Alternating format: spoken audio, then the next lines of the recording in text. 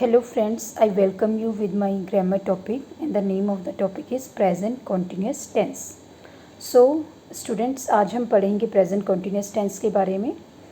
Present continuous tense को जब हम हिंदी में बोलते हैं तो आम तौर पे जब भी हमें कोई वो बातें बतानी होती है जो इस समय चल रही हैं, जबकि आप बात कर रहे हैं जैसे, तो हिंदी में ही इनके अंत में क्या होता है, वाक्य के अंत में रहा है, रही हैं, रही है आदि लगा होता है।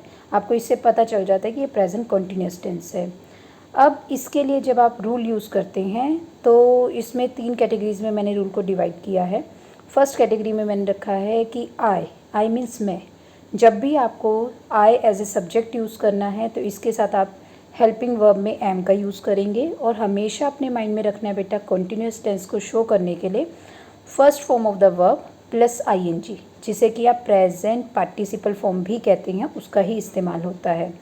अब जैसे मैंने यहाँ एक एग्जांपल दिया, मैं जा रही हूँ, that means right now you are going somewhere, तो आप कहेंगे आई एम गोइंग, मैं आई, जा रही गोइंग हूँ am, so the statement would be I am going.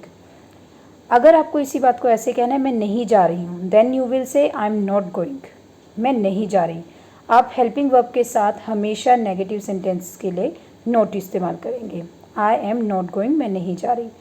इसी सेंटेंस को अगर आपको इंटेरोगेटिव में कन्वर्ट करना हो तो आप आई एम गोइंग में से एम को बाहर निकाल दें, और जैसे ही आप एम को बाहर निकालेंगे स्ट्रक्चर चेंज होगा और ये बन जाएगा एम आई गोइंग, यानी क्वेश्चनिंग सेंटेंस बन जाएगा, क्वेश्चन वाला सेंटेंस बन जाएगा, क्या मैं जा रहा हूँ, तो आपका आंसर यस या नो में होगा। एम आई नॉट गोइंग, क्या मैं नहीं जा रहा, यहाँ पर आप कंफर्म करवाने की कोशिश कर रहे हैं कि क्या मैं नहीं जा रहा हूँ, एम आई नॉट गोइंग, तो आपने नेगेटिव सेंटेंस में से एम को बाहर किया है। पर अगर आप इसको डब्ल्यू एस टाइप में यूज़ करते हैं तो ये आएगा जैसे वाई एम आई गोइंग, आपने जो सिंपल एम आई गोइंग लिया था उसके आगे एक डब्ल्यू एच वर्ड अटैच कर दिया, why I am I going, मैं क्यों जा रहा हूँ, तो ये शो कर रहा है यहाँ पर आपसे रीज़न पूछा जा रहा है कि भैया मैं, आप कह रहे हैं वाई एम आई गोइंग, मैं क्यों जा रहा हूँ, you are asking for the reason. Second rule जो आपका है बेटा, ही, शी, इट और कोई भी सिंगुलर नाउन अगर लगा हो तो आप यहाँ पे एम का इस्तेमाल ना करके इज़ का इस्तेमाल करते हैं, plus first form of the verb plus ING. जैसे कि यहाँ एग्जांपल दिया गया, वह खेल रही है, शी इज़ प्लेइंग, वह नहीं खेल रही, शी इज़ नॉट प्लेइंग, क्या वह खेल रही है, इज़ शी प्लेइंग, क्या वह नहीं खेल रही, इज़ शी नॉट प्लेइंग, वह कैसे खेल रही है, हाउ इज़ शी प्लेइंग। बहुत से बच्चे जो मिस्टेक्स करते हैं वो यहाँ पर होती हैं कि डब्ल्यू एच वर्ड जहाँ पे लगता है, जैसे यहाँ पे हाउ लगा है तो बच्चे क्या इस्तेमाल करते हैं यहाँ पे हाउ शी इज़ प्लेइंग, ऐसा नहीं है। अगर आप इंटेरोगेटिव में इसको डब्ल्यू एच टाइप इंटेरोगेटिव बना रहे हैं तो आपका जो हेल्पिंग वर्ब है वो सब्जेक्ट से हमेशा पहले आता है, तो आंसर बनेगा how is she playing. Next rule number 3 है आपका, यू, वी, दे और प्लूरल नाउन्स, इनके साथ आपका आर का इस्तेमाल होता है हेल्पिंग वर्ब में और first form of the verb plus ING. अब हम यहाँ पे लिख रहे हैं, हम लिख रहे हैं, वी आर राइटिंग, हम, वी हैं, आर लिख रहे, राइटिंग, वी आर राइटिंग। हम नहीं लिख रहे, आपने देखा हमने नहीं के लिए नोट इंट्रोड्यूस किया है, we are not writing. Interrogative के लिए आपने सिंपल सेंटेंस में से आर को बाहर किया, are we writing plus question mark, क्या हम लिख रहे हैं, क्या हम नहीं लिख रहे, आर वी नॉट राइटिंग। इसमें आपने नेगेटिव सेंटेंस वाले सेंटेंस में से आर को बाहर लिया है और आपका साथ ही में इंटेरोगेटिव नेगेटिव सेंटेंस कंप्लीट हो गया, यहाँ पे बन गया है, क्वेश्चन मार्क आपको इस पर अटैच करना है।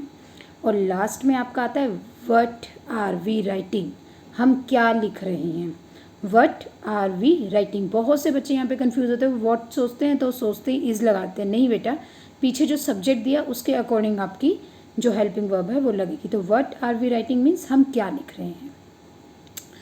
नाउ अभी आपको हिंदी टू इंग्लिश में और स्ट्रक्चर बेसिस में तो पता चल गया, पर अब ये है कि ये यूज़ कहाँ पर होगा। To denote an action going on at the time, किसी भी at the time of speaking, कोई भी एक्शन जो आपके बोलते समय हो रहा है उसको डिनोट करने के लिए आप प्रेजेंट कंटिन्यूस टेंस का यूज़ करते हैं। For example I am writing here, the cows are grazing, गायें चर रही हैं, she is watching a movie on the laptop, वह एक मूवी देख रही है लैपटॉप पे, द बीज आर बजिंग, मधुमक्खियाँ भिन भिना रही हैं। तो इन तीनों सेंटेंसेस में, ये जो 3 सेंटेंसेस आपके सामने दिए गए हैं, इसमें जब कोई स्पीकर बोल रहा है तो उस समय ये चीज़ें चल रही हैं, कंटिन्यूस में हैं।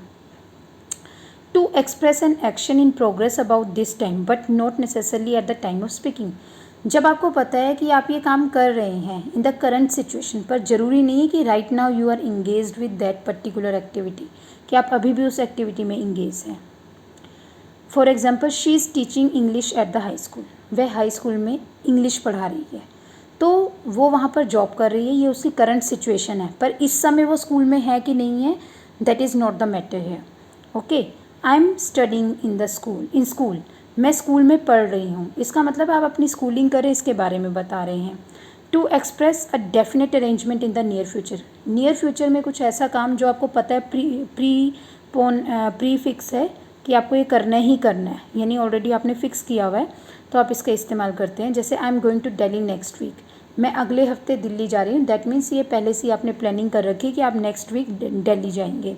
दे आर मीटिंग अस टुनाइट, वे आज रात हमें मिल रहे हैं। Next, to express an action which begins before a given time and continues after it. कहते हैं कोई भी एक्शन जो किसी दिए हुए समय से पहले शुरू हो जाता है और लगभग उसके बाद तक चलता रहता है। जैसे at 8 AM I am having my online class, कोई आपसे पूछता है भैया 8 बजे क्या कर रहे हैं, आप करें नहीं 8 बजे तो मैं अपनी क्लास ले रही हूँ, अपनी ऑनलाइन क्लास ले रही हूँ। We are discussing it at lunch, हम इसके बारे में लंच में बात कर रहे हैं, दैट मीन्स हम ये इसके बारे में कब बात करेंगे, लंच में। To express some undesirable habit, कुछ ऐसी हैबिट्स होती हैं जो आपकी डिज़ायरेबल नहीं होती, जो आपको बिल्कुल पसंद नहीं होती, आप चाहते नहीं हो वो करना, पर फिर भी आपको उसको एक्सप्रेस करना हो तो आप प्रेजेंट कंटिन्यूअस टेंस का यूज़ करते हैं। जैसे she is always wasting her time in gossips, वो हमेशा फालतू बातों में अपना टाइम वेस्ट करती है। तो बेटा these are the uses of present continuous tense. Thanks for watching. Keep studying and learning and keep practicing also. So, thank you very much.